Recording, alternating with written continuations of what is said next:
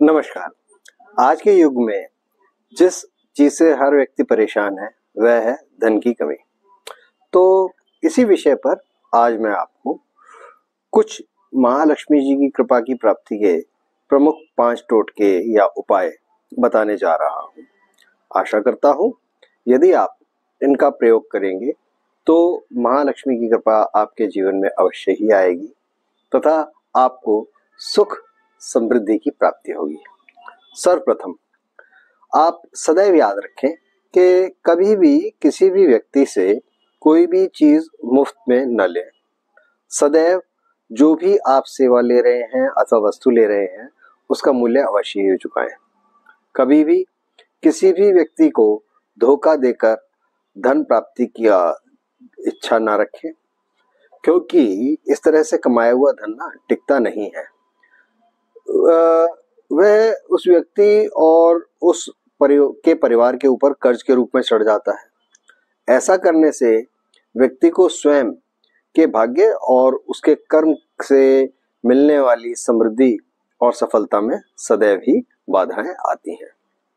दूसरा उपाय है, हर व्यक्ति को चाहे वो अमीर हो, गरीब हो या उसका कोई भी व्यवसाय हो, नौकरी हो, प्रति मास अपनी आय का कुछ भाग धार्मिक कार्यों अथवा दान पुण्य में अवश्य ही खर्च करना चाहिए। ऐसा करने से व्यक्ति पर माँ लक्ष्मी की कृपा सदैव बनी रहती है।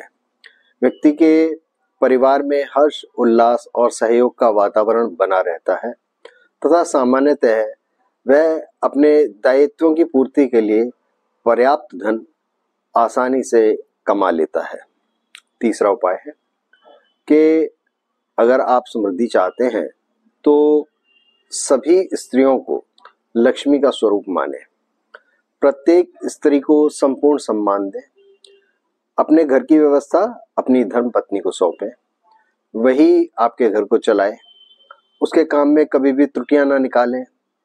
अपने माता पिता को अपनी आय का एक निश्चित हिस्सा अवश्य ही दें। घर में कोई भी बड़ा काम हो तो उस घर के बड़े बूढ़ों को, विशेषकर स्त्रियों को अवश्य ही आगे करें। अपने घर में रिश्तेदारी में अपनी पत्नी को अवश्य ही आगे रखें। अपनी माँ, पत्नी, बहन, बेटी को हर त्योहार, उनके जन्म दिवस एवं शादी की वर्षगांठ इत्यादि पर कोई ना कोई उपहार अवश्य ही दें। तथा चौथा उपाय है, घर के मुखिया जो घर व्यापार में माँ लक्ष्मी की कृपा चाहते हैं वह रात के समय कभी भी चावल, सत्तू, दही, दूध, मूली आदि खाने की सफेद चीजों का सेवन न करें। इससे जीवन भर सदैव ही आपका आर्थिक पक्ष मजबूत रहेगा। अंतिम तथा 5वां उपाय है कि शुक्रवार को 125 ग्राम साबुत बासमती चावल, 125 ग्राम मिश्री को एक कोरे सफेद रुमाल में बांधकर महालक्ष्मी जी से अपनी की हुई गलतियों के बारे में क्षमा मांगते हुए उनसे अपने घर में स्थायी रूप से निवास करने की प्रार्थना करते हुए इसको बहते हुए जल में प्रवाहित कर दें। ऐसा प्रत्येक शुक्रवार की संध्या के समय करने से धीरे धीरे आपका आर्थिक पक्ष मजबूत होता चला जाएगा तथा आजीवन आपको कभी भी धन की कमी का सामना नहीं करना पड़ेगा।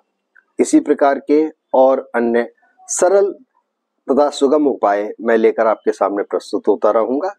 तब तक के लिए आपका बहुत बहुत धन्यवाद तथा आभार। नमस्कार।